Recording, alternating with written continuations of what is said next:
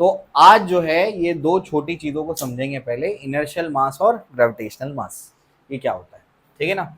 वैसे कोई बहुत ज़्यादा ये इंपॉर्टेंट टॉपिक नहीं है ये भी, और इसके बाद का भी। मैकेनिकल एडवांटेज एम्स में आता था और कहीं कहीं कुछ किताबों में आपको इसके ऊपर सवाल मिल जाते हैं। तो जैसे हम लोग कोई भी छोटा भी टॉपिक नहीं छोड़ रहे हैं, तो ये भी नहीं छोड़ता हूँ, मैं समझा देता हूँ क्या ये इनर्शियल मास और ग्रेविटेशनल मास होता क्या है। तो असल में क्या होता है कि अगर हमारे पास फॉर एग्जाम्पल कोई ऑब्जेक्ट है, कोई ऑब्जेक्ट हमारे पास है और हम चाहते हैं कि हम लोग इसका मास फाइंड आउट करें। क्या फाइंड आउट करें? मास फाइंड आउट करें। तो मास फाइंड आउट करने का हमारे पास क्या तरीका है, ध्यान से सुनना। अगर हम चाहते हैं कि हम लोग इसका मास फाइंड आउट करें, तो उसका मास फाइंड आउट करने का क्या तरीका है हमारे पास? तो हमारे पास तरीका ये है कि अगर मेरे पास कोई बॉडी है, इसका मास m है, तो इस पर मैं कोई फोर्स लगाता हूँ, नोन फोर्स, जो मुझे पता है कि मैंने कितना फोर्स लगाया, और मैं उसका एक्सेलरेशन कैलकुलेट करता हूँ। ठीक, अब ध्यान से सुनना, ये जो फोर्स मैं अप्लाई कर रहा हूँ, ये कोई भी फोर्स हो सकता है। ये फोर्स हो सकता है इलेक्ट्रोस्टैटिक, इलेक्ट्रोस्टैटिक फोर्स हो सकता है, फ्रिक्शन हो सकता है, ठीक है ना, कुछ भी फोर्स हो सकता है, कोई भी फोर्स हो सकता है, बस ग्रेविटेशनल फोर्स नहीं हो सकता। क्या आपको बात समझ आई? आप एक ऑब्जेक्ट लो जिसका मास m है, उस पर कोई भी फोर्स लगाओ एक्सेप्ट ग्रेविटेशनल फोर्स। अब फोर्स लगाएंगे तो क्या करेगा? एक्सेलरेट करेगा। तो हमको पता है कि हमने कितना फोर्स लगाया, और हमको ये भी पता लग गया कि उसका एक्सेलरेशन क्या है। दो चीजें समझ में आई हैं। तो फोर्स और एक्सेलरेशन अपने को मालूम है। अगर ये दो चीजें अपने को समझ में आई हैं, तो फोर्स का फॉर्मूला क्या होता है? Mass into acceleration. तो मास कैसे आ जाएगा बताओ? Force upon acceleration. क्या आपको बात समझ आई? हम देखेंगे उसमें कितना फोर्स हमने लगाया, ग्रेविटेशन के अलावा कोई भी फोर्स हो सकता है, कितना फोर्स लगाया, कितना फोर्स लगाया, और कितना उसके अंदर क्या है? एक्सेलरेशन है। जैसे ही दोनों को डिवाइड करेंगे, तो मान लेते हैं कि हमारे पास जो मास आया कितना आया? 4 किलो आया। कितना आया? 4 किलो, मान लेते हैं ऐसा। आगे चलते हैं। आगे क्या है, मतलब मास निकालने का ये एक तरीका, यही तो तरीका है। मास का फॉर्मूला क्या होता है? Force upon acceleration. फोर्स लगाओ, एक्सेलरेशन चेक करो, दोनों को डिवाइड करो, मास मिल जाएगा। अब ये सब न्यूटन कर रहा है, न्यूटन ने बताया था ये सारी चीजें। अब न्यूटन क्या करता है? न्यूटन जो है ये मास m लेता है और उसको ऊपर से ड्रॉप कर देता है। जब ये उसको ऊपर से ड्रॉप करेगा, तो भाई यहां पर जो इसमें क्या, कौन सा फोर्स लगेगा? ग्रेविटेशनल फोर्स लगेगा। बात समझ आई? तो इस पर कौन सा फोर्स लगेगा? ग्रेविटेशनल फोर्स लगेगा। और क्या एक्सेलरेशन किसके बराबर होगा? जी। क्यों? फ्री फॉल है वो। बात समझ आई? जब वो ग्रेविटेशनल फोर्स को जी से डिवाइड करता है, तो फिर उसका मास मिलेगा। अब आप मुझे बताओ, एक ही ऑब्जेक्ट है, एक ही ऑब्जेक्ट है, तो उसका मास सेम आना चाहिए कि अलग अलग आना चाहिए? सेम आना चाहिए, ऑब्वियस सी बात है। आप किसी ऑब्जेक्ट को ऐसा धक्का मार रहे हो तो उसका मास m है, उसी ऑब्जेक्ट को ऊपर से नीचे गिरा दो तो उसका मास थोड़ी बदल जाएगा। अरे तुमको मैं धक्का मारूंगा, तुम्हारा मास मान लो 50 किलो है, मान लो तुमको ऊपर से नीचे ड्रॉप कर दूंगा तो 50 ही रहेगा ना, चेंज थोड़ी ना हो जाएगा, 50 रहेगा ना, मास तो नहीं चेंज होता। लेकिन न्यूटन ने अपने कैलकुलेशन से देखा कि अब जो मास आया, जब ग्रेविटेशनल फोर्स लग करके उस पर एक्सेलरेशन लगा जी, तो उसका जो मास आया वो आया 4.0000, बहुत सारे जीरो फिर 1। तो न्यूटन ने ये कंक्लूड कर लिया कि ये दोनों मास अलग अलग होते हैं। क्या आपको बात समझ आई? न्यूटन ने क्या कंक्लूड किया? इनर्शियल मास कोई और चीज है और ग्रेविटेशनल मास कोई और चीज। लेकिन जब बाकी साइंटिस्टों ने बाद में उसको एक्सपेरिमेंट को दोहराया, तो उनको ये समझ आया कि असल में न्यूटन ने कैलकुलेशन एरर कर दी। क्या कर दिए? कैलकुलेशन एरर, ठीक है ना। और ये दोनों मास सेम ही होते हैं, दोनों मास अलग अलग नहीं होते। बात समझ आई? एकदम फालतू आर्टिकल है, समझे क्या? रिलेटिविटी में पढ़ा था मैंने, जब मैं रिलेटिविटी पढ़ रहा था ग्रेजुएशन, उसमें आपको ये पढ़ाया जाता है। लेकिन आपको कहीं ना कहीं कुछ ना कुछ किताबों में आपको मिलेगा ये सवाल। तो अगर ये क्वेश्चन मिले तो याद रखना, ये दोनों अलग अलग चीजें नहीं है, दोनों सेम है। हम शुरू से तो पढ़ रहे हैं, 10 से ही पढ़ रहे हैं कि मास ऑब्जेक्ट का चेंज नहीं होता, वो उसकी इनहेरेंट प्रॉपर्टी है। बात समझ आई? इनहेरेंट प्रॉपर्टी मतलब, इनहेरेंट प्रॉपर्टी क्या मतलब है? नहीं, इनहेरेंट प्रॉपर्टी, प्रॉपर्टी मतलब उसकी खूबी है। इनहेरेंट प्रॉपर्टी का मतलब होता है कि उसका सोर्स हमको नहीं मालूम, उसको इनहेरेंट कहते हैं। क्या आपको बात समझ आई? इसका सोर्स हमको नहीं मालूम, कहां से आया हमको नहीं मालूम। ऑब्जेक्ट के पास मास है, वजन है, कहाँ से आया हमको नहीं, साइंस को इसके बारे में नहीं मालूम। बात समझे, साइंस को बहुत कुछ नहीं मालूम। अगर साइंस को इतनी सारी नॉलेज होती, सारी चीजें पता होती, तो अभी कुछ टाइम पहले वो प्लेन गायब हुआ है, वही ढूंढ नहीं पाए, इतना बड़ा प्लेन नहीं ढूंढ पाए। हमारे पास तो क्या नहीं है, जीपीएस वगैरह क्या क्या है आज के दौर में। समझे, इनफाइनाइट नॉलेज है साइंस को। अभी न्यूटन ये बोलता था कि अगर नॉलेज एक समंदर है तो हमको जो पता है वो सिर्फ एक ड्रॉप ऑफ ओशियन है, हमको सिर्फ इतना ही मालूम है। क्या आपको बात समझ आई? ठीक है चलो भाई, तो ये समझ आया, ये कभी भी दावा नहीं करना कि मैं सबसे ज्यादा नॉलेजेबल हूँ। सबसे बड़ा बेवकूफाना ये दावा है। कोई भी इंसान सबसे ज्यादा नॉलेजेबल नहीं हो सकता है। इस दुनिया में हर जानने वाला से ज्यादा जानने वाला मौजूद है। सबको बात समझ आई? ठीक है ना। तो ये कैलकुलेशन एरर की वजह से न्यूटन ने ये कंक्लूड कर लिया था कि इनर्शियल मास और ग्रेविटेशनल मास दोनों अलग अलग चीजें। मतलब आप अगर कोई और फोर्स लगाएंगे, उसके अंदर एक्सेलरेशन आएगा तो उसका मास उससे कैलकुलेट करेंगे और कुछ और आता है। ग्रेविटेशनल फोर्स के थ्रू जब उसका मास निकालते हैं तो कुछ और आता है। ऐसा न्यूटन बोलता था, लेकिन लास्ट में क्या कंक्लूजन निकला? Ratio of inertial mass and gravitational mass is equal to, मतलब दोनों बराबर होंगे तभी तो रेशियो 1 आएगा। समझ आएगा? ऐसा है। तो ये लिखने की भी जरूरत नहीं है, बस समझ लिया आप, बस है आपके लिए। मैकेनिकल एडवांटेज क्या है इसको देख लेते हैं। एक काम करो, ये इंपॉर्टेंट चीज है, बस का डेफिनेशन लिख लो, हेडिंग लगाओ और ये फॉर्मूले लिख लो और ये नीचे का स्टेटमेंट लिख लो, शायद कहीं क्वेश्चन में काम आ जाए। ठीक है, चलिए आगे से। मैकेनिकल एडवांटेज, मैकेनिकल एडवांटेज भी बहुत इंपॉर्टेंट आर्टिकल नहीं है फॉर नीट स्टूडेंट्स, जेई वाले के लिए इंपॉर्टेंट है, एम्स में आया करता था, उसको देख लो। ठीक है, आ सकता है एग्जाम में। अच्छा, जेई का पैटर्न चेंज हो गया है, पता लगा क्या पैटर्न में चेंज आया है? हाँ, पहले कितने क्वेश्चंस आ रहे थे? पहले 30 क्वेश्चंस आते थे, 2 सेक्शन में पेपर होता था।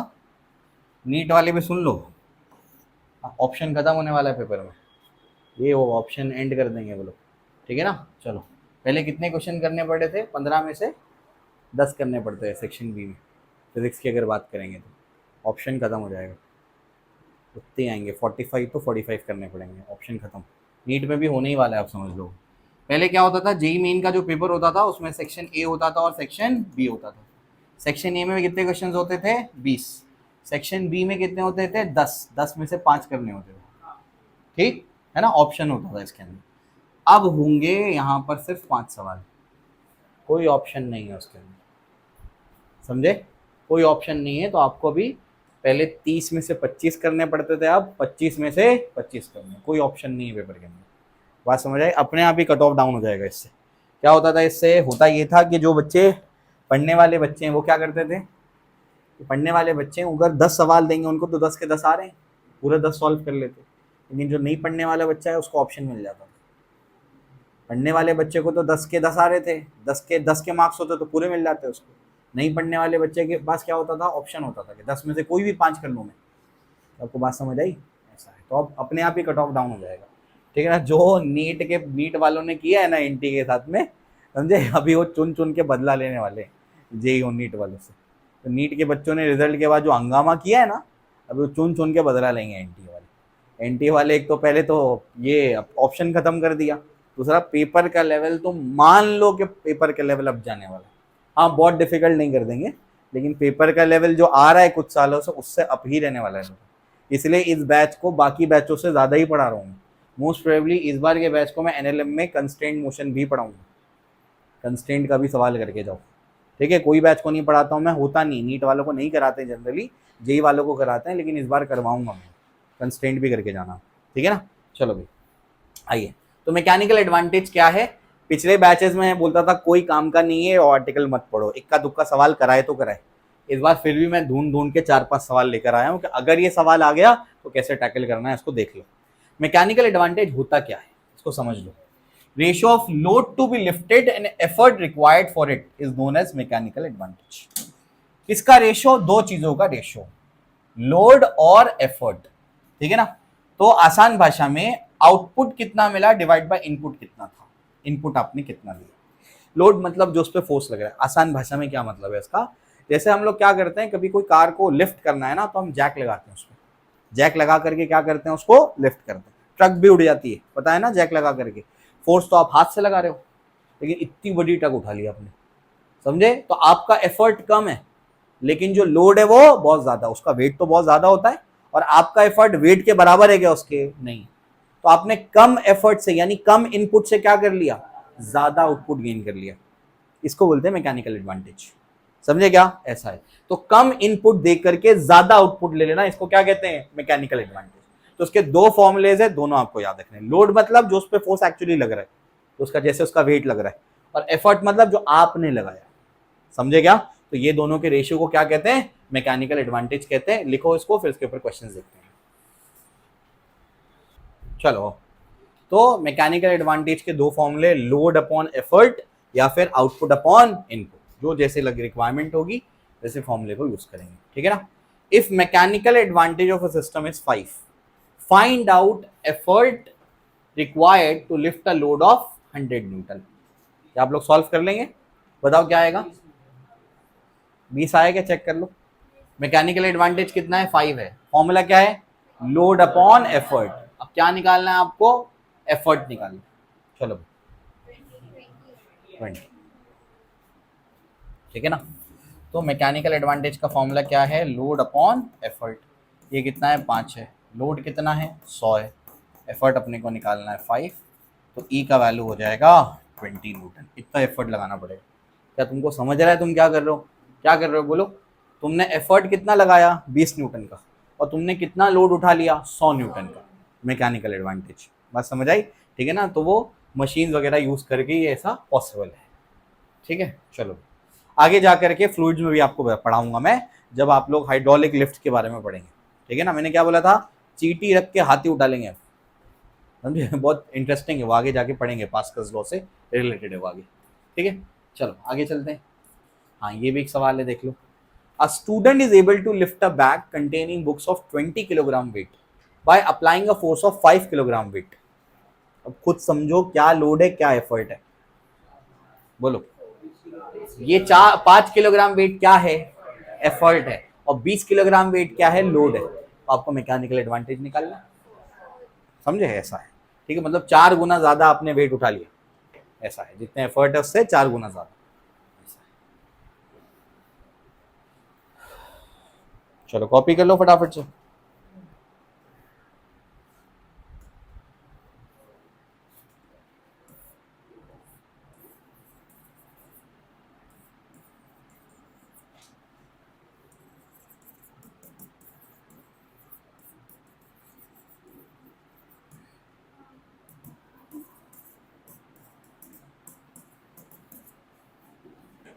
ठीक है, आई होप समझ आया। ठीक है, चलो हटा दो। हाँ, ये बताओ mechanical advantage of the following system. Mechanical advantage निकालना। ये एंगल थीटा है, भूल के ऐड करना उसको। बोलो, मैकेनिकल एडवांटेज का फॉर्मूला क्या है? Load upon effort. ठीक है, आपका एफर्ट क्या है? ये तो अर्थ लगा रहा है ना। आपका एफर्ट क्या है? एफ है। और ये क्या है? M G. अब सोचो कैसे निकालेंगे, क्या आएगा? बोलो बोलो बोलो, क्या आएगा? Mechanical advantage is load divided by effort. Load कितना है? एम जी है। एफर्ट कितना है? एफ है। लेकिन ये एफ किसके बराबर होगा? कम से कम किसके बराबर होगा? M G sine theta. ये लिखना पड़ेगा। मिनिमम किसके बराबर होगा? कम से कम, क्योंकि आपको उसको मूव करवाना है ना। तो कम से कम कितना लगाना पड़ेगा? M G sine theta. उससे ज्यादा लगाएंगे तो एक्सेलरेट कर जाएगा। तो मिनिमम कितना लगाना पड़ा? M G sine theta. तो बेटा ये आएगा एम जी डिवाइडेड बाय क्या आएगा? M G sine theta. दोनों cancel, 1 upon sine theta is cosec theta. ये आंसर है इसका। ठीक है, आगे चलते हैं।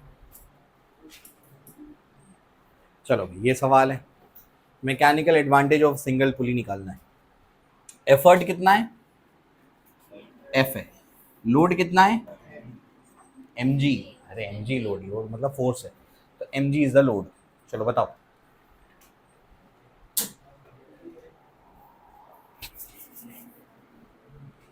बोलो क्या लिखे हो तुम लोग? मैकेनिकल एडवांटेज होता क्या है? Load upon effort. ठीक है, लोड कितना है? एम जी है। एफर्ट कितना है, एफ है, लेकिन अब चेक करो एफ किसके बराबर है, ध्यान से सुनना। आप अगर एफ फोर्स से इसको खींचते हो, रस्सी को एफ फोर्स से खींचते हो, तो रस्सी भी आपको क्या करेगी, एफ फोर्स से खींचेगी, तो रस्सी पे ऊपर की तरफ यहाँ टी लगेगा, तो यहाँ भी टी लगेगा, एफ बोल दो ना उसको, एफ लगेगा, जो फोर्स होता है वही टेंशन डेवलप होगा, बताया था आपको मैंने। तो यहाँ एफ होगा तो यहाँ पर भी एफ होगा, तो इधर पर भी क्या होगा, एफ होगा, और इधर पर भी क्या होगा, एफ होगा, और सिस्टम इक्विलिब्रियम में, तो इसका मतलब एफ किसके बराबर है, तो एफ की जगह क्या लिखेंगे, एम जी बनाया। तो जितना एफर्ट किया उतना ही लोड आपने लिफ्ट कर लिया, ठीक है ना, ऐसा है। ये क्वेश्चन खुद से ट्राई करेंगे आप।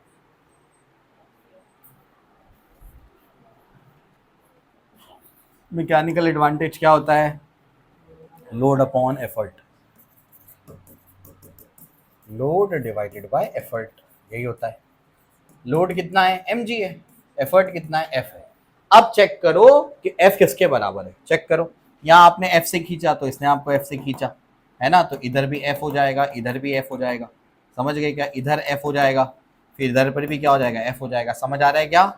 तो नीचे क्या लग रहा है बेटा, mg, समझे, ऊपर 2f लग रहा है, तो बोलो इधर भी 2f होगा, इधर भी क्या होगा 2f, सिस्टम इक्विलिब्रियम में, बोलो क्या होगा। या अगर ये पुली ऊपर भी जाती है तो कोई दिक्कत नहीं है क्योंकि वो मासलेस है। तो 2f किसके बराबर आया, mg के बराबर आया, 2f किसके बराबर आया, mg के बराबर आया, ठीक है ना। तो mg की जगह क्या लिख सकते हैं, 2f, f और f कैंसिल, मैकेनिकल एडवांटेज 2 आया, ठीक है।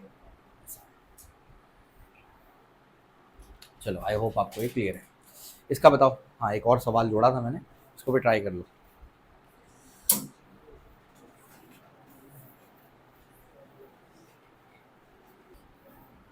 कैसे निकालेंगे, बोलो, इधर एफ लग रहा है तो बोलो इधर पे क्या लगेगा, बोलो रे, एफ लगेगा कि नहीं, बिल्कुल लगेगा, तो इधर पे भी क्या लगेगा, बोलो इधर पर भी एफ लगेगा, आगे बताओ, बोलो इधर पे एफ और एफ लग रहा है तो बोलो यहाँ पर कितना लगेगा, 2f, यहाँ 2f लगेगा तो यहाँ पर भी क्या लगेगा, 2f लगेगा, तो इधर पर भी क्या लगेगा, एक ही, ये रस्सी अलग हो गई ना अभी, ये रस्सी एक थी, ये दूसरी रस्सी है, इधर 2f लगा, इधर 2f है, तो यहाँ पर भी क्या हुआ, 2f, 2f किसके बराबर है, 200 न्यूटन के बराबर,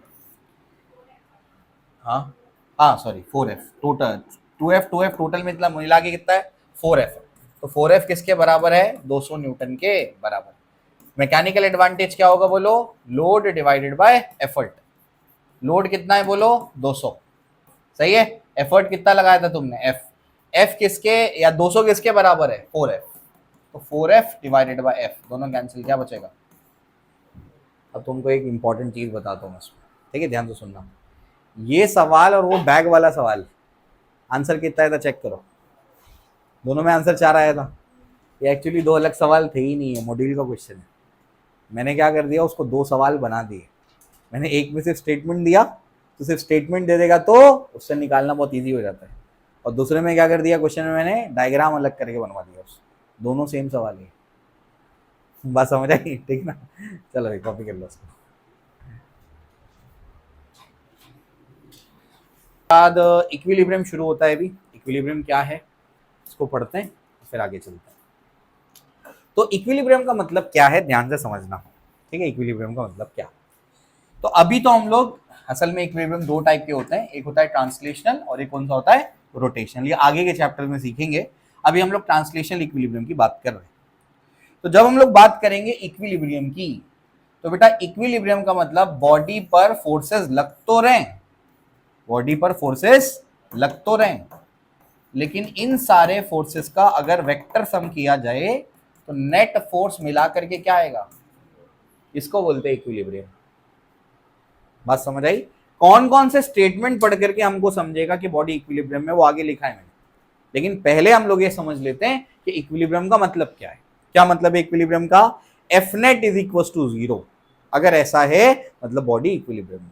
अभी तुम क्या हो, इक्विलिब्रियम में, कैसे, इमेजिन करो, अपना एफबीडी बनाओ, अपने आप को सेंटर ऑफ मास से रिप्लेस कर दो, नीचे क्या लग रहा है mg, ऊपर क्या लग रहा है नॉर्मल रिएक्शन। अभी फ्रिक्शन इमेजिन मत करो, फ्रिक्शन नहीं है मान लो, बात समझ आई, तुम पे फोर्सेस लग रहे नहीं लग रहे, लग रहे, नॉर्मल रिएक्शन भी लग रहा है, mg भी लग रहा है, लेकिन अभी तुम्हारे पे नेट फोर्स क्या है, मतलब तुम इक्विलिब्रियम में। क्या आपको बात समझ आई, ऐसा है। तो बेसिकली इक्विलिब्रियम का मतलब होता है कि बॉडी पे नेट फोर्स क्या होना चाहिए, जीरो होना चाहिए। अगर बॉडी पे नेट फोर्स जीरो है तो हम बोलेंगे बॉडी इक्विलिब्रियम में। यहां तक क्लियर है क्या? हेडिंग लगाओ।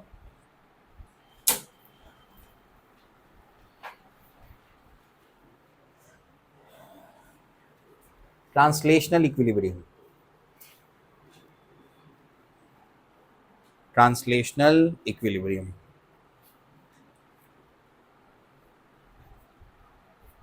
Translational equilibrium.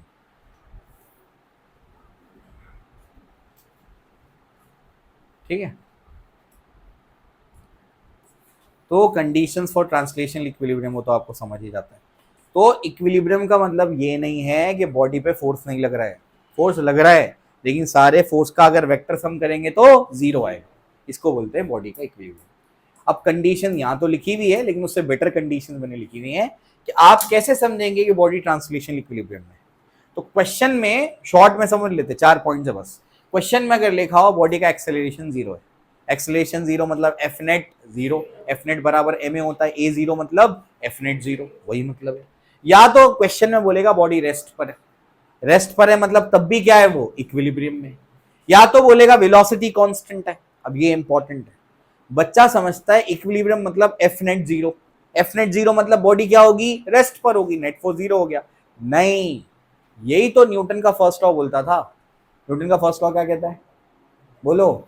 बॉडी, हाँ, जैसा चल रहा है वैसा चलने दो, चेंज मत करो। अगर कोई बॉडी कांस्टेंट वेलोसिटी से चल रही है तो कांस्टेंट वेलोसिटी से ही चलती रहेगी, उस पर नेट फोर्स क्या है, जीरो। क्या आपको बात समझ आई? अगर बॉडी की वेलोसिटी कांस्टेंट है तब भी वो इक्विलिब्रियम में हो सकता है, इट इज पॉसिबल। क्यों? वेलोसिटी कांस्टेंट है तो नेट फोर्स क्या होगा, जीरो होगा, नेट फोर्स की रिक्वायरमेंट ही नहीं है उस पर। क्या आपको बात समझ आई? याद रखना। तो एक्सेलरेशन जीरो मतलब इक्विलिब्रियम, मतलब तब भी एफ नेट जीरो है। बॉडी रेस्ट पर है, इक्विलिब्रियम मतलब तब भी एफ नेट जीरो है। बॉडी कांस्टेंट वेलोसिटी से चल रही है मतलब एफ नेट जीरो, मतलब बॉडी इक्विलिब्रियम में। या फिर एफ नेट जीरो लिखा हो। समझ आया? क्लियर हो गया? तो कंडीशंस फॉर ट्रांसलेशनल इक्विलिब्रियम क्या है, चार चीजों से आप समझेंगे कि ये बॉडी क्या है, इक्विलिब्रियम में। सबसे पहले बोलो, या तो क्या बोले एक्सेलरेशन जीरो, या तो क्या बोले रेस्ट पर है, या तो बोले कांस्टेंट वेलोसिटी से चल रही है, या तो सीधा एफ नेट जीरो। समझ गए क्या? ठीक है, चलो कॉपी कर लो। ठीक है, चलो भैया आओ।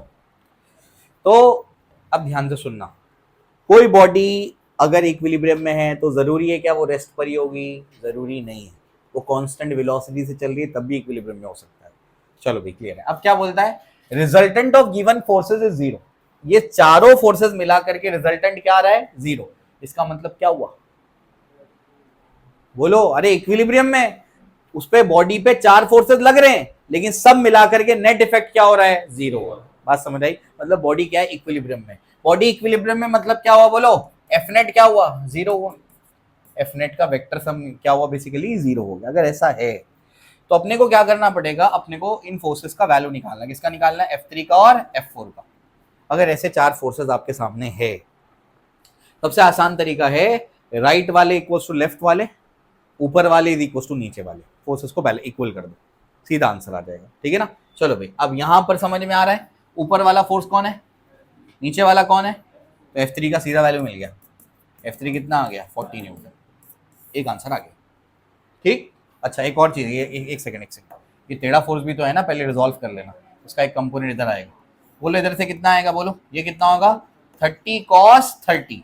ये क्या होगा, बोलो 30 sin 30।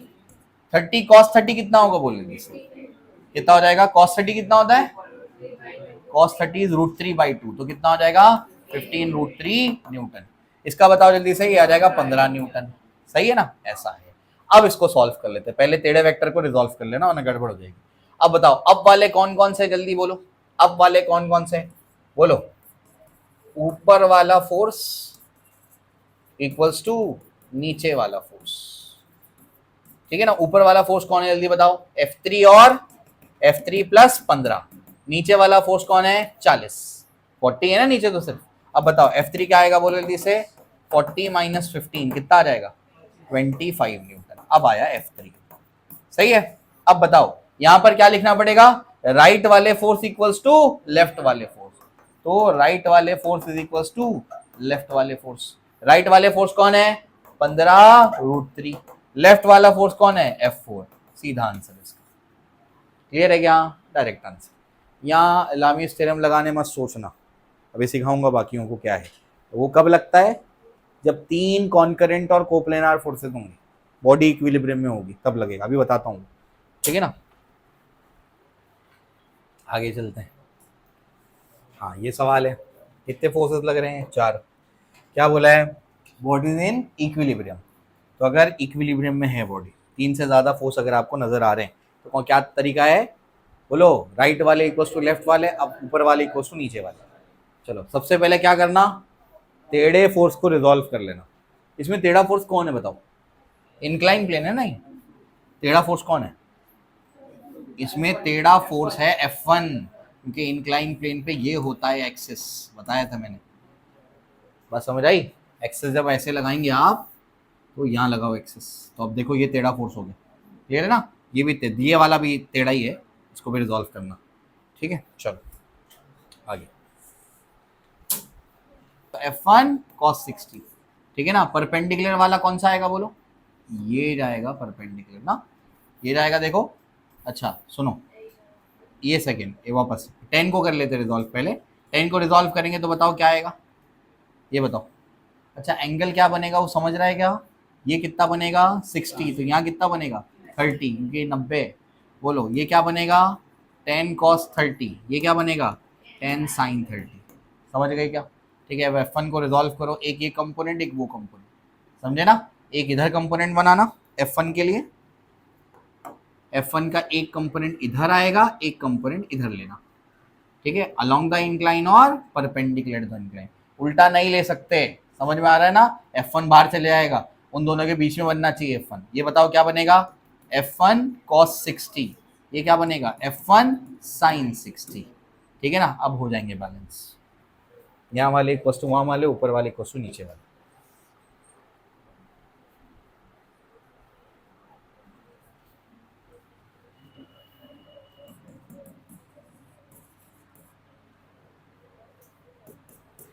टेन कॉस 30 किसके बराबर आएगा? F2 के बराबर आएगा। ठीक है, और 10 plus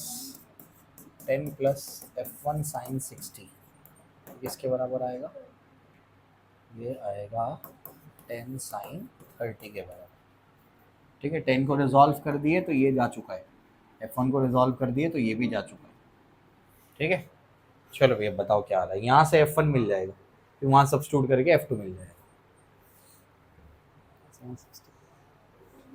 plus 10 plus F1 into sine 60 is √3/2, 10, और ये जाएगा 5। ठीक है, तो therefore F1 is equals to, F1 जो होगा 10 - 5 इधर जाएगा, तो 10 - 5 माइनस F1 इंटू √3/2। ठीक है, हो जाएगा 5 माइनस F इंटू √3/2। तो therefore F is equals to -10/√3 newton. F1 वहाँ सब्स्टिट्यूट करो, फिर आंसर आएगा। F2 का क्या है? ये आ रहा है क्या? चेक करो, -10/√3। F2 चेक करो कितना आ रहा है। F2 में यहाँ पर सब्स्टिट्यूट करना है F1 को। √3 cos 60 is half plus 10 into √3/2। ठीक है, is equals to F2। 2 1 2 5 2 1 2 5 -5/√3 plus 5√3 to F2। Check कर लो कितना आ रहा है। √3 इंटू √3, 5 3 15, 10/√3 शायद आएगा, प्लस 10/√3।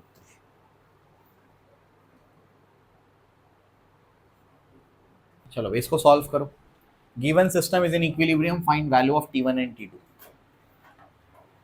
गिवन सिस्टम इक्विलिब्रियम में है, T1 और T2 का मतलब इक्विलिब्रियम मतलब सब पे नेट फोर्स क्या है? 0। हर पार्ट पे नेट फोर्स 0 है। चेक कर लो, टेंशन बनाना सिखाया था आपको मैंने। जितनी रस्सी उतने टेंशन, याद रखना।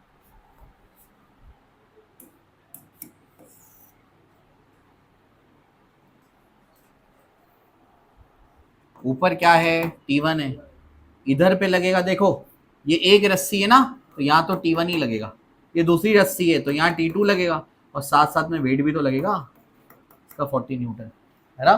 तो ये ऊपर वाले इक्वल्स टू नीचे वाले, तो बोलो क्या होगा, T1 तो 60 हो गया। यहाँ पर बताओ T1 किसके बराबर हुआ, T2 प्लस 40 के बराबर हुआ। T1 कितना है 60, T2 प्लस 40, देयरफॉर T2 कितना आएगा 20 न्यूटन आएगा, ऐसा है, ठीक है ना। चाहता हूँ पहले आप लोग ट्राई करें, नहीं आएगा तो फिर मैं बताता हूँ, ठीक है। खुली लगी है और उसके साथ में लिफ्ट कनेक्टेड है, और यहाँ पर एक होल है, उसके थ्रू रस्सी आ रही है अंदर, और रस्सी से क्या कर रहा है वो रस्सी से क्या कर रहा है, रस्सी रस्सी को नीचे खींच रहा है, और उसके वजह से क्या हो रहा है, लिफ्ट रुकी हुई है, लिफ्ट इक्विलिब्रियम में, ठीक। अब यहाँ पर, और ये कहाँ खड़ा है, वेइंग मशीन पे खड़ा है, वेइंग मशीन पे। तो अपने को क्या बोलता है कि find the force with which the man should pull the rope to keep the lift stationary. कितने फोर्स से इसको नीचे खींचना पड़ेगा रस्सी को कि वो स्टेशनरी रहे, पहला सवाल। दूसरा सवाल क्या है, find the weight of the man as shown by the weighing machine. Weighing machine क्या वेट क्या होता है, नॉर्मल रिएक्शन, तो नॉर्मल रिएक्शन भी पता करना है। बोलो कैसे पता करेंगे, क्या आपको समझ आया, क्या निकालना है, बोलो क्या निकालना है, कितने फोर्स से खींच रहा है वो निकालना है। जितने फोर्स से खींचेगा वही तो रस्सी में टेंशन आएगा। अगर इसको 10 न्यूटन से खींचा तो रस्सी में टेंशन 10 न्यूटन आएगा, यानी टेंशन निकालना है। पहला पार्ट का आंसर टेंशन होगा, दूसरे पार्ट का आंसर क्या होगा, नॉर्मल रिएक्शन। नॉर्मल रिएक्शन पता करना, ठीक है। चलो भैया, क्या सोच पाए तुम, कैसे सॉल्व करेंगे इसको। 200 न्यूटन से नीचे खींचेगा, कैलकुलेट कर लिए। कैसे आया आंसर बताओ, कैसे आया आंसर। हाँ हाँ, ये 70 किलो का है, लिफ्ट 50 किलो की है, तो 70 प्लस 50 कितना होगा, 120, 120 होगा, है ना। तो 120 किलो, तो नीचे वेट कितना लगेगा टोटल, mg मतलब 1200 न्यूटन लगेगा, तो नीचे तो 1200 न्यूटन लग रहा है। आगे बताओ, चलो देखो देखो, अगर ये इसको फॉर एग्जांपल F फोर्स से खींच रहा है, मतलब इसके अंदर T टेंशन डेवलप कर रहा है। अरे जितने फोर्स से खींचेगा वही तो टेंशन डेवलप होगा ना, पढ़ा था हमने ये। अगर F फोर्स से खींचा तो वही टेंशन डेवलप होगा, समझ रहे ना आप। तो यहाँ पर भी T डेवलप होगा, रस्सी इसको T से खींचेगी, यहाँ T डेवलप होगा। रस्सी जिस पॉइंट से कनेक्टेड होती है उस पॉइंट को अपनी तरफ खींचती है, तो यहाँ पर भी T डेवलप होगा, यहाँ पर भी T डेवलप होगा, यहाँ पर भी T डेवलप होगा। यहाँ तक क्लियर है क्या। इधर कितना डेवलप होगा, 2T डेवलप होगा इधर पे। क्या आपको बात समझ आई, क्योंकि ये ऊपर क्या लग रहा है, 2T और T, 2T, तो यहाँ कितना डेवलप हुआ 2T, समझ आया क्या। चलो भाई, तो ये T एफर्ट लगा रहा है और 2T क्या कर रहा है, उसको ऊपर से फोर्स मिल रहा है, और नीचे कितना फोर्स लग रहा है बताओ, 1200 न्यूटन लग रहा है। इसको सिस्टम मान लो, सिस्टम इक्विलिब्रियम में है ना, मतलब ये 2T किसको बैलेंस कर रहा होगा, समझ आया। तो यहाँ से 2T को 1200 से बैलेंस कर दो, कितना आएगा टेंशन, 600 न्यूटन। पहला आंसर मिल गया, समझे क्या। अच्छा, बच्चा कभी कभी ये भी सोचता है कि सर यहाँ नॉर्मल रिएक्शन तो लग रहा होगा, अलग रहा है, लेकिन उल्टा नॉर्मल रिएक्शन तो लग रहा है, एक दूसरे को कैंसिल कर देते हैं क्योंकि वो इंटरनल फोर्स हो जाते हैं। हमने सिस्टम किसको माना, ये पुली, ये लिफ्ट, ये आदमी, और वेइंग मशीन भी मान लो। बात समझ आई। तो यहाँ पर जो नॉर्मल रिएक्शन लगेगा ऊपर, अरे ये इसको पुश करेगा वेइंग मशीन को, वेइंग मशीन ऊपर पुश करेगी ना उसको, तो ये दोनों नॉर्मल रिएक्शन कैंसिल हो जाएंगे, इस वजह से काउंट नहीं करते हैं उसको, ठीक है ना। चलो भाई, ये हो गया। अब क्या निकालना है, पहला तो अब नॉर्मल रिएक्शन पता करना है। अब क्या करो, हिंट दे रहा हूं, सिर्फ मैन का एफबीडी बनाना, समझे, क्योंकि वेइंग मशीन का क्या निकालना अपने को, नॉर्मल रिएक्शन, सिर्फ मैन का एफबीडी बनाना और उससे आंसर आएगा। स्टार्ट, एफबीडी बनाओ, बोलो, हटाओ ऐसे, मैन का एफबीडी बनाओ, बोलो क्या आएगा। मैन का एफबीडी बनाना है, नीचे क्या लगेगा mg, ऊपर क्या लगेगा इस पे नॉर्मल, वो फोर्सेस बनाने जो बॉडी पे लग रहे हैं, ऊपर इस पे क्या लग रहा है टेंशन, ठीक है ना, और कोई फोर्स लग रहा है क्या मैन पे, नहीं लग रहा है, तो ऊपर क्या लग रहा है नॉर्मल रिएक्शन प्लस क्या लग रहा है टेंशन, नीचे क्या लग रहा है mg, कहीं एक्सलेट करना है, क्यों इक्विलिब्रियम में बोला है उसने, तो बोलो नॉर्मल प्लस टेंशन किसके बराबर आएगा mg के बराबर, नॉर्मल कितना है निकालना है, टेंशन कितना आया 600, मास कितना है, कितना है मैन का मास कितना है 70, 700 कितना आएगा normal reaction 100 Newton, 700 minus 600 will be 100 Newton, clear है क्या। थ्योरम पढ़ते हैं, लामिस थ्योरम क्या है इसको देखते हैं, ठीक है ना। लामिस थ्योरम तब का यूज में लाना जब यहाँ पर देखो कुछ कंडीशंस लिखी हुई है, अभी समझाता हूँ क्या है, तो लामिस थ्योरम बोल दो, लिमिस थ्योरम बोल दो, जो आपको इजी लगता है वो बोल दो, ठीक है। चलो भाई अब ये क्या है, आपके पास कोई बॉडी है और उसके ऊपर 3 फोर्सेस लग रहे हैं, एक फोर्स F1 लग रहा है, दूसरा F2 लग रहा है, तीसरा F3 लग रहा है, और अगर तीनों फोर्सेस मिलकर के बॉडी को क्या कर रहे हैं इक्विलिब्रियम में रख रहे हैं, कैसे रख रहे हैं इक्विलिब्रियम में, इक्विलिब्रियम में मतलब तीनों मिला के नेट फोर्स क्या हो गया 0 हो गया, ऐसा है। फोर्सेस कैसे हैं कोप्लेनार है, और कैसे हैं कॉन्करेंट है, कोप्लेनार मतलब एक ही प्लेन में आ रहे हैं, समझ आया, कॉन्करेंट मतलब एक ही पॉइंट से ओरिजिनेट हो रहे हैं, ऐसा है, और 3 ही फोर्सेस के लिए एप्लीकेबल है ये, 2 फोर्सेस 4 5 के लिए एप्लीकेबल नहीं है, इसलिए पहले के सवालों में नहीं लगाया इसको, ठीक है। अगर ऐसा है तो एक रिलेशन है ये इसको क्या करता है फॉलो करता है, क्या ये F1 upon sine alpha equals to F2 upon sine beta equals to F3 upon sine gamma, F1 upon sine alpha क्या लिखना F1 divide by sine alpha क्या है F1 फोर्स लिखा, तो अल्फा इज F2 और F3 के बीच का एंगल, बात समझ आई, तो क्या आएगा sine alpha is equals to F2 upon बोलो F2 के सामने वाला एंगल कौन है बीटा, तो क्या लिखना साइन बीटा, मतलब F1 और F3 के बीच का angle is equals to F3 upon बोलो F3 के सामने वाला एंगल कौन है गामा, तो आ जाएगा साइन गामा, यानी F1 और F2 के बीच का एंगल, बात समझ आई। तो ये कब वैलिड होगा, कब अप्लाई कर सकते हैं लामिस थ्योरम बोलो, 3 ही फोर्सेस होना चाहिए, तीनों फोर्सेस कोप्लेनार और कॉन्करेंट होने चाहिए, और इसके बाद तीनों फोर्सेस मिलकर के बॉडी को इक्विलिब्रियम में रखना चाहिए, तब अप्लाई कर सकते हैं, बात समझ आई, कॉपी करो, लिखनी है जो लिखी है यहाँ पे लिख लिया ना। चलो भैया इसको अप्लाई करते हैं, इसमें भी एंगल वेंगल लिखना पड़ेगा, अच्छा ठीक है, अच्छा उसके बगैर भी सॉल्व कर सकते हैं आप, लेकिन आपको फिर वेक्टर्स को रिजॉल्व करना पड़ेगा, ठीक है ना। अगर आपको वो साइन थीटा कॉस थीटा के फॉर्मूले याद नहीं है, रिडक्शन फॉर्मूले याद नहीं है, तो डोंट गो विथ लामिस थ्योरम, मत अप्लाई करना उसको, जेई वाले बच्चे आराम से कर लेंगे, वो सब ट्रिग्नोमेट्री वगैरह सीखते हैं, नीट वाले बच्चों को अगर नहीं आ रहा है तो क्या करेंगे आप रिजॉल्व करके सॉल्व कर लेना, वो भी तरीका है इसको सॉल्व करने का, ठीक है। चलो भैया पहले रिजॉल्व करके सॉल्व कर लेते हैं, अब कैसे सॉल्व करेंगे बताओ उसको। यहाँ टेंशन ये यहाँ पर बॉडी कैसी है इक्विलिब्रियम में, क्वेश्चन पढ़ो, the given system is in equilibrium find tension T angle theta, tension T निकालना है एंगल थीटा निकालना है, इधर पे रस्सी है यहाँ टेंशन टी लग रहा है, इधर पे भी रस्सी है यहाँ टेंशन कुछ और होगा T1 होगा, यहाँ कितना लगेगा बोलो 40 न्यूटन, तो ये T1 किसके बराबर आ जाएगा 40, नीचे कितना लग रहा है यहाँ पर 40 न्यूटन, क्या लग रहा है 40 न्यूटन, ठीक है ना। T यहाँ पर है तो T को रिजॉल्व कर लेते हैं, एक कंपोनेंट ये एक कंपोनेंट ये, बोलो जेड शेप बन रहा है, ये थीटा है तो ये बोलो क्या होगा T cos थीटा, और ये क्या होगा T sin थीटा, ठीक है ना। चलो T cos थीटा किसके बराबर है 30 के बराबर है, और T sin थीटा को कौन बैलेंस कर रहा है अब 40, बात समझ आई, नीचे वाला फोर्स बैलेंस कर रहा है उसको। चलो अब बताओ क्या करना पड़ेगा, T cos थीटा किसके बराबर आया बोलो, T cos थीटा 30 के बराबर आया, T sin थीटा किसके बराबर आया बोलो, T sin थीटा आया 40 के बराबर, सही है। टेंशन निकालना है, दोनों को डिवाइड कर दो, डिवाइड करके भी टेंशन आ जाएगा, डिवाइड करेंगे तो क्या हो जाएगा, ये हो जाएगा tan थीटा, समझ आया। थीटा अपने पास है क्या नहीं है, या फिर क्या कर दो दोनों को स्क्वायर करके ऐड कर दो, क्या होगा इससे बताओ, स्क्वायर करके ऐड करेंगे T square cos square theta plus क्या होगा बोले T square sine square theta, ये कितना हो जाएगा 50 का स्क्वायर, समझे क्या, वापस से क्या होगा बोलो 30 का स्क्वायर प्लस 40 का स्क्वायर, 1 और 2 को मैंने क्या कर दिया स्क्वायर किया और फिर ऐड कर दिया, इससे क्या फायदा हुआ टी स्क्वायर कॉमन आ जाएगा और ये 1 बच जाएगा, बात समझ आई। ये कितना हो जाएगा बोलो बोलो, हाँ 50 का स्क्वायर हो जाएगा ना, समझ गए क्या, तो टी बराबर अपने क्या आ जाएगा बोलो 50 न्यूटन, डायरेक्ट आंसर, ठीक है ना। एंगल थीटा निकालना है, टी का वैल्यू पुट कर दो, तो यहाँ पर 50 पुट करेंगे तो वहां से थीटा मिल जाएगा। समझ आया क्या? यहाँ पुट कर दो, बताओ क्या आएगा। 50 साइन थीटा इक्वल्स टू 40। बोलो साइन थीटा किसके बराबर? 4/5।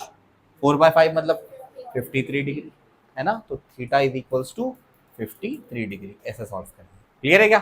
चलो करेंगे।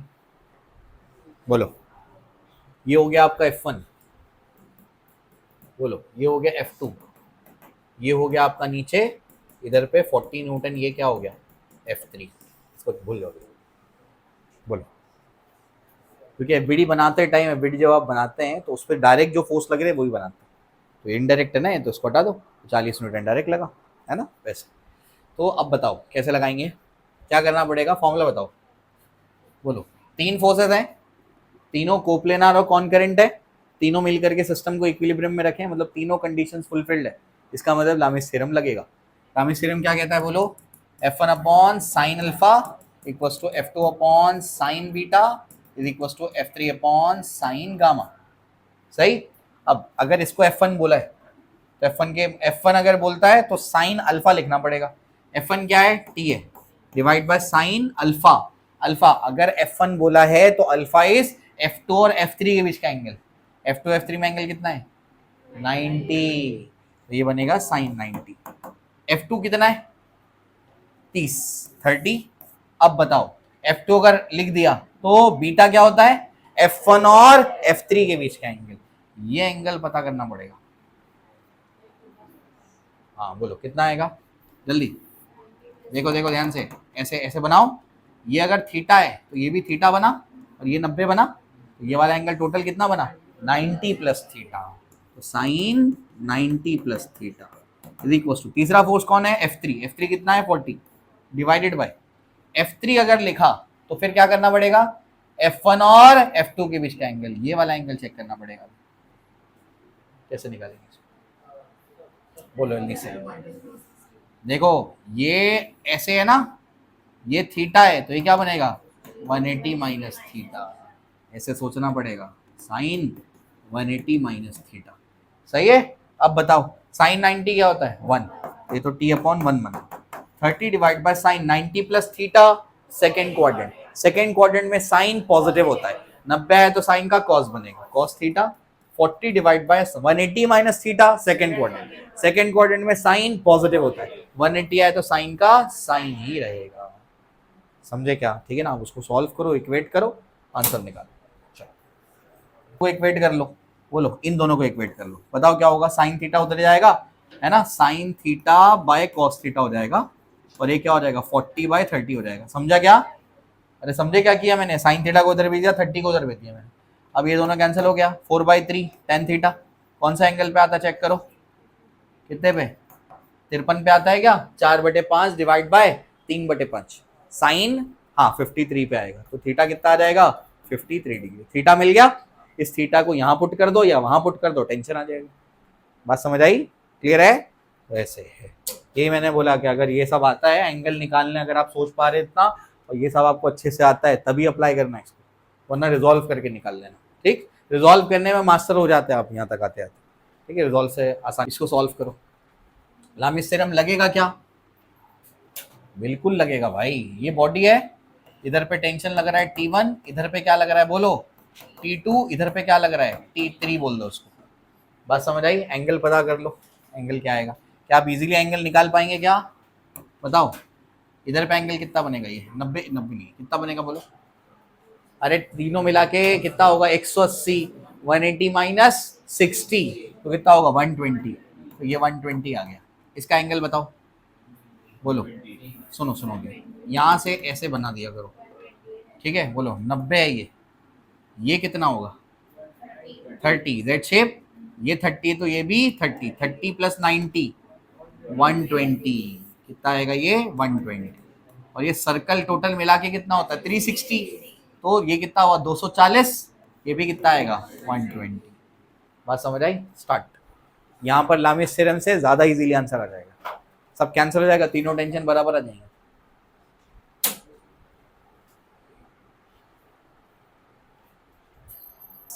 तो T3 अगर 40 आ गया तो बाकी दोनों भी 40 40 हो जाएंगे। इक्वल आ रहा है ना। चलो आई होप आपको क्लियर है।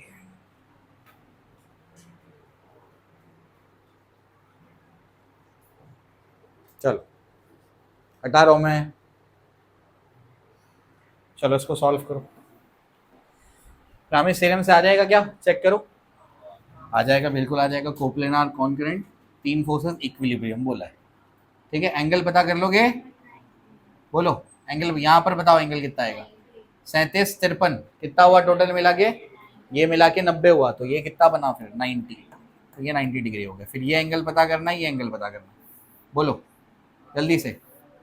इधर पे हमेशा ऐसे बना लो, बोलो ये कितना होगा 37 होगा, ये कितना हुआ 90, 90 प्लस हाँ कितना आएगा 127 डिग्री।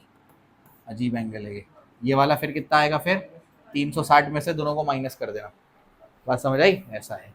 ठीक है, कितना आएगा 142, जो भी है, जो भी आएगा नहीं 143 डिग्री।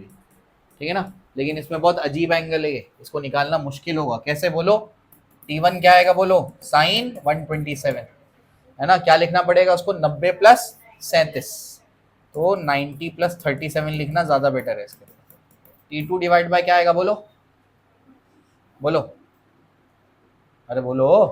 अच्छा एक सेकेंड, T1 मैंने लिखा तो मुझे ये एंगल लिखना था, T1 के सामने वाला ये एंगल बन रहा है ना। T1 डिवाइड बाय क्या आएगा, साइन 143। ठीक है, क्या लिखेंगे इसको 90 प्लस 53 लिखना। ठीक है, अजीब एंगल है वो, निकाल नहीं पाएंगे आप उसको वरना।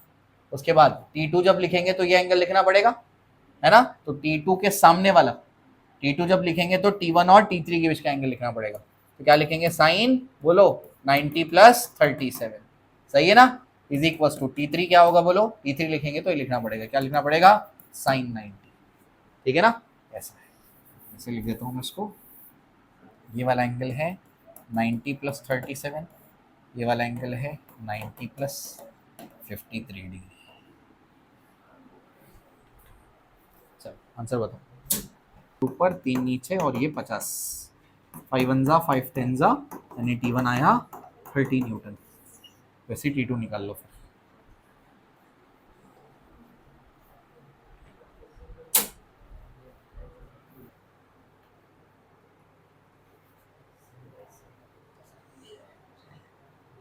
ठीक है, क्या बोला है ध्यान से, in the setup shown a 200 Newton block, सीधा वेट दिया है, सीधा वेट है, तो ये 200 न्यूटन है, तो यहाँ 200 न्यूटन ही डेवलप होगा।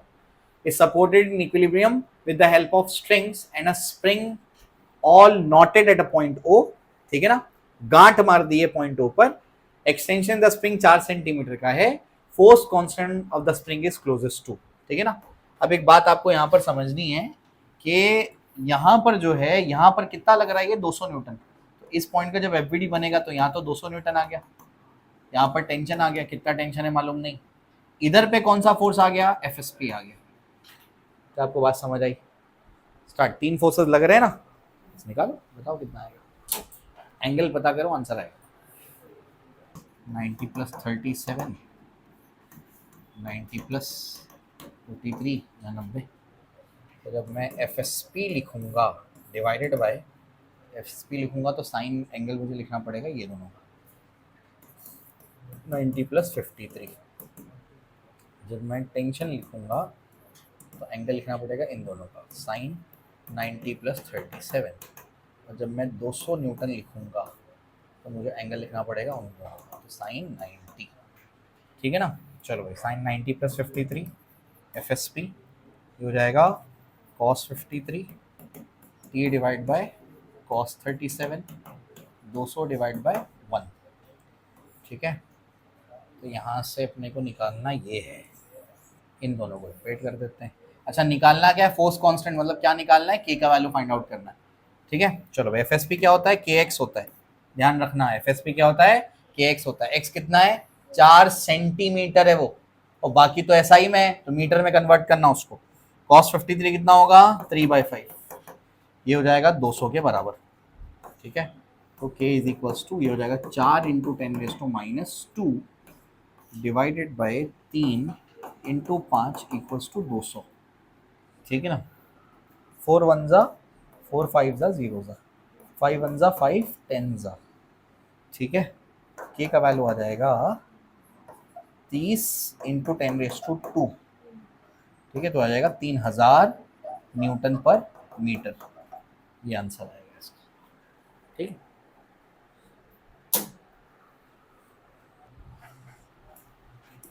हाँ, ये एक अच्छा सवाल है, इसको देख लो, खुद से रीड कर लो एक बार। अच्छा, इसमें मल्टीपल आंसर करेक्ट है, एक ऑप्शन नहीं, एक से ज़्यादा ऑप्शंस करेक्ट है इसके अंदर, चेक कर लो, रीड करो, क्या समझ आता है देखो।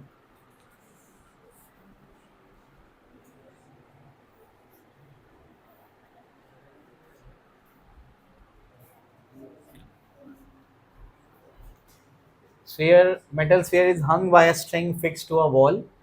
The forces acting on the sphere are shown in the figure. Which of the following statements are true? कौन से स्टेटमेंट्स इनमें से सही है? ये देखो, इसके सेंटर से रस्सी बंधी है, तो यहाँ टेंशन लगेगा, नीचे वेट लगेगा, और ये इधर टक्कर मारा है, मतलब ये इस पे एक्शन करेगा तो उसको क्या देगा? रिएक्शन, रिएक्शन बार बना हुआ है, ठीक। अब इनमें से कौन से स्टेटमेंट सही है वो बताने हैं आप। और सही है क्या? क्यों? इक्विलिब्रियम में, मतलब रुक, रेस्ट पर है ना, मतलब सारे फोर्सेस का वेक्टर सम क्या होगा? 0 होगा, तो R bar plus T bar plus W bar मिला के 0 होगा, तो फर्स्ट सही, ठीक है। आगे बताओ, फर्स्ट सही है। आगे क्या ये सही है क्या? T square is equal to R square plus W square, check करो, क्या ये पाइथागोरस जैसा नजर आ रहा है? तो क्या इसको ट्राइंगल लॉ अप्लाई करके देख सकते हैं यहाँ पर? ट्राइंगल लॉ क्या बोलता है? एक के हेड पे दूसरे का टेल, रिजल्टेंट उल्टा, चेक करो, बताओ हो रहा है क्या? A vector displace parallel to itself does not change the vector. देखो देखो, ट्राई करो, ट्राई करो, पहले ट्राई कर लो, ऐसे नहीं समझेगा। एक के हेड पे दूसरे के टेल को लगाओ, किसके हेड पे किसके टेल को लगाएंगे? आर के हेड पे डब्ल्यू के टेल को लगाएंगे, और रिजल्टेंट क्या आएगा? टेंशन। ऐसे एडजस्ट करके चेक करो, तभी तो आएगा ना, जब ट्राइंगल बनेगा तो पाइथागोरस थ्योरम अप्लाई करेंगे तब वो इक्वेशन आएगी। आ रहा है क्या? चलो, आर का हेड इधर बनेगा, डब्ल्यू का टेल इधर है, समझे? देखो, डब्ल्यू का टेल इधर है, ये आर बार है, आर वेक्टर, फिर ये कौन सा वेक्टर आएगा? W vector. अब रिजल्टेंट ये है टी वेक्टर। एक के हेड पे दूसरे का टेल, रिजल्टेंट क्या होना चाहिए? उल्टा, रिजल्टेंट सीधा आ गया, रिजल्टेंट सीधा मतलब सबका सम क्या होगा? 0, तभी तो इक्विलिब्रियम में है वो, वरना तो रिजल्टेंट फोर्स लग करके वो एक्सेलरेट कर जाता। बताया था मैंने, अगर इन ऑर्डर लगेंगे तो सारे वेक्टर्स का सम क्या होगा? 0 हो जाएगा। अब यहाँ पर आप अप्लाई कर सकते हैं, इसका मैग्नीट्यूड, टी वेक्टर का मैग्नीट्यूड क्या होगा? टी होगा, आर वेक्टर का मैग्नीट्यूड क्या होगा? आर होगा, ये ना आर वेक्टर, इसका मैग्नीट्यूड क्या होगा? आर होगा, और डब्ल्यू वेक्टर का मैग्नीट्यूड डब्ल्यू होगा। बस समझ आई? बोले क्या होगा? टी स्क्वायर किसके बराबर आएगा? W square plus R square, सही है, ठीक। अब थर्ड ऑप्शन सीधा सीधा गलत है, अगर सेकंड सही है तो थर्ड को तो रॉन्ग होना ही है। स्क्वायर करके उसके दोनों के स्क्वायर के सम के बराबर है, तो बगैर स्क्वायर करे कैसे ऐड होकर के इक्वल आ जाएगा? वो नहीं आ सकता, गलत।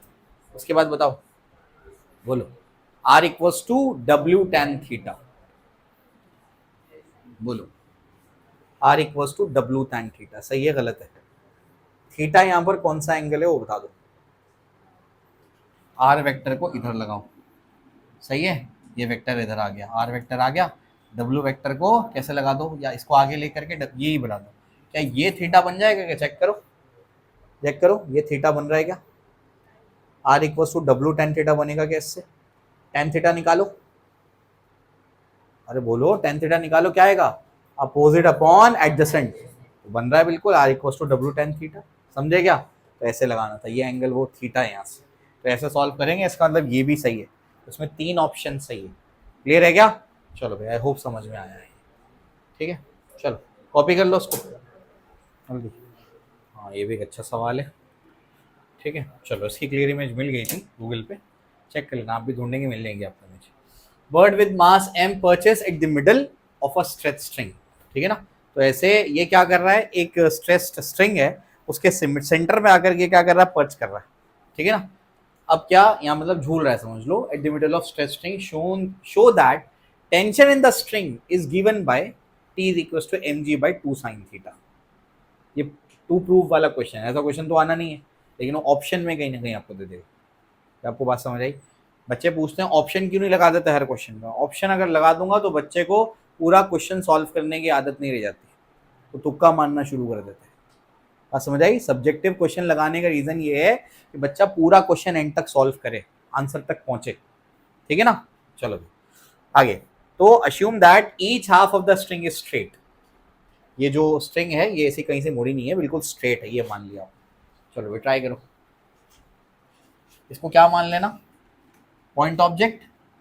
जब ये यहाँ पर सेंटर में पर्च कर रहा है तो भाई ये रस्सी खींची, मतलब इधर पे क्या आएगा, टेंशन T1, इधर पे भी मतलब इक्वल है, तो यहाँ भी T और यहाँ भी T, मटेरियल सेम है, ठीक है। सेंटर में पर्च किया तो इधर इतना सिमेट्री से बोलेंगे, यहाँ जितना टेंशन उतना ही यहाँ पर भी टेंशन।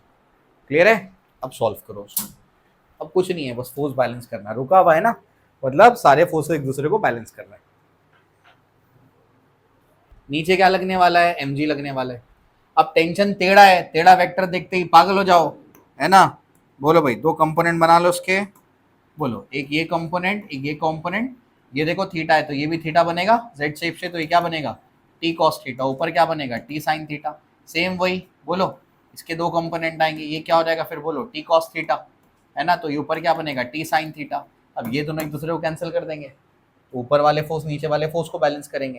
तो ऊपर क्या है, T sine theta, T sine theta क्या आया, 2t साइन थीटा। इसको बैलेंस कर रहा है mg को, तो t इक्वल्स टू क्या हो जाएगा, mg/2 साइन थीटा। आंसर। इसमें बहुत सवाल ये पूछ लेते हैं कि बताओ थीटा इतने डिग्री है, 5 डिग्री 4 डिग्री, तो टेंशन कितना होगा। तो क्या करना पड़ेगा, थीटा को पुट कर देंगे, टेंशन आ जाएगा। बस इतना एक्स्ट्रा कुछ पूछते हैं उसके अंदर। आखिरी इक्विलिब्रियम में एंड। इसके बाद फिर हम लोग स्टार्ट करेंगे क्या, pseudo force. Pseudo force start करना है। सूडो फोर्स मतलब नकली फोर्स, मतलब वो सिर्फ न्यूटन के लॉ में करेक्शन होगा।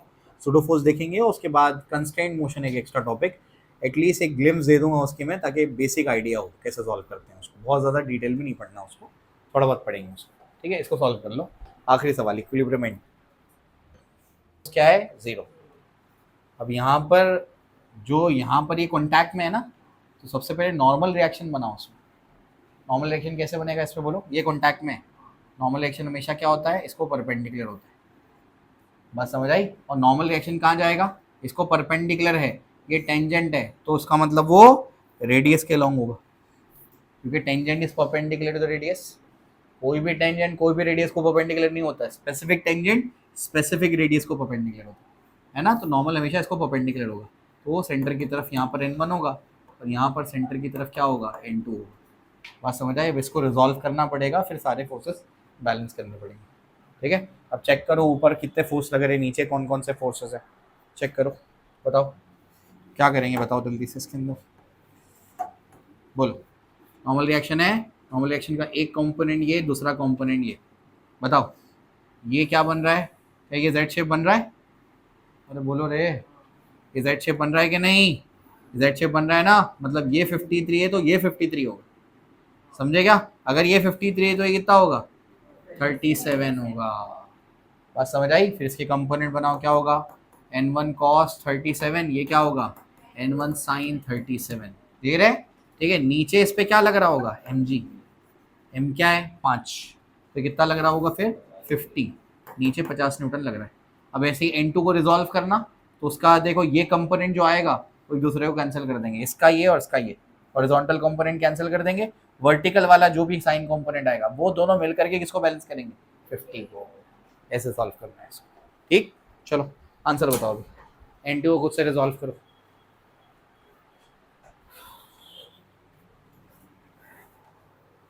साइन 37 जो है प्लस n1 साइन 53, ये मिल करके बैलेंस करेंगे किसको, 50 को।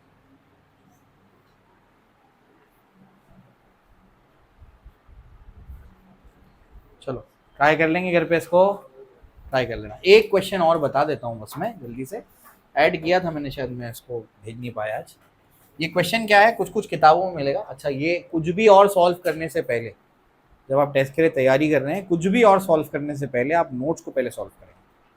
अलग अलग किताबों से सवाल जमा करके मैंने वहां पर लिखे हुए। बात समझ आई? आप 10 किताबें पढ़ो, उससे बेहतर है कि मैंने 10 किताबें पढ़ के उसको जमा कर दी। बात समझ आई? पहले नोट्स पढ़ना, उसके बाद कुछ और पढ़ना। इसके बाद जो है एक किताब है एररलेस करके, उसके अंदर एक क्वेश्चन है। क्वेश्चन में बच्चे हमेशा फंसते हैं, वो बता देता हूँ। आप भी डाउनलोड कर सकते हैं, प्ले स्टोर पे अवेलेबल है। एररलेस फिजिक्स करके बुक है, उसका पूरा ऐप अवेलेबल है उसमें। तो आप जाएंगे तो पर्टिकुलर चैप्टर पे आप जा करके उसके क्वेश्चन सॉल्व कर सकते हैं। दोनों के लिए बेहतर किताब है वो। अपना लेवल अप करना है तो एररलेस फिजिक्स सॉल्व कर लो, अच्छी किताब है वो।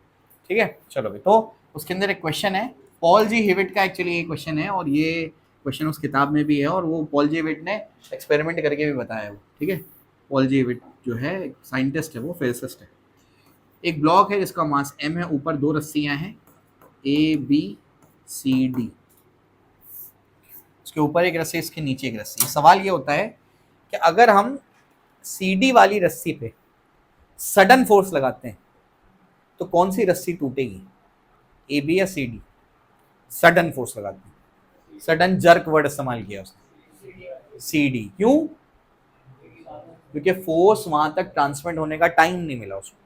फोर्स ट्रांसमिट होता है, एयर के थ्रू भी ट्रांसमिट होता है, तो इसके थ्रू भी ट्रांसमिट होता है फोर्स, तो इसको टाइम नहीं मिला, तो सिर्फ कौन टूटेगा? सडन जर्क में CD टूटेगा। लेकिन अगर ग्रेजुअली फोर्स को इंक्रीज करके अगर इसको खींचेंगे तो AB टूट जाएगा, क्योंकि फोर्स को ट्रांसमिट होने का टाइम मिल जाएगा। बात समझ आई? ये वैसी बात है जैसे आप क्या करो, एक कांच है, उस पर कोई क्या कर दे, बुलेट फायर कर दे, गन से बुलेट फायर कर दे, तो बुलेट क्या करता है, उसमें होल करके निकल जाएगा। क्यों? फोर्स पूरे कांच पे ट्रांसमिट होने का टाइम ही नहीं मिला, तो उतने हिस्से पे फोर्स लगा, वो उसको पार करके निकल गया। लेकिन अगर उसी कांच पे आप पत्थर फेंक दो तो, हाँ, क्यों? हाँ, उतना फास्ट नहीं है वो, तो क्या होगा, फोर्स ट्रांसमिट होने को टाइम मिल जाएगा, तो कांच टूट जाएगा उससे। मेरे में जा रहा है क्या? Same logic. क्लियर है? तो ऐसा है। तो ये आई होप सारी चीज़ इसकी करा दी मैंने। अब जो है इसके बाद सिर्फ आपको मुझे वो पढ़ाना है, क्या? सूडो फोर्स, और फिर आपको पढ़ाना है कंस्ट्रेंट मोशन। उसके बाद फिर फ्रिक्शन स्टार्ट हो जाएगा, नया चैप्टर।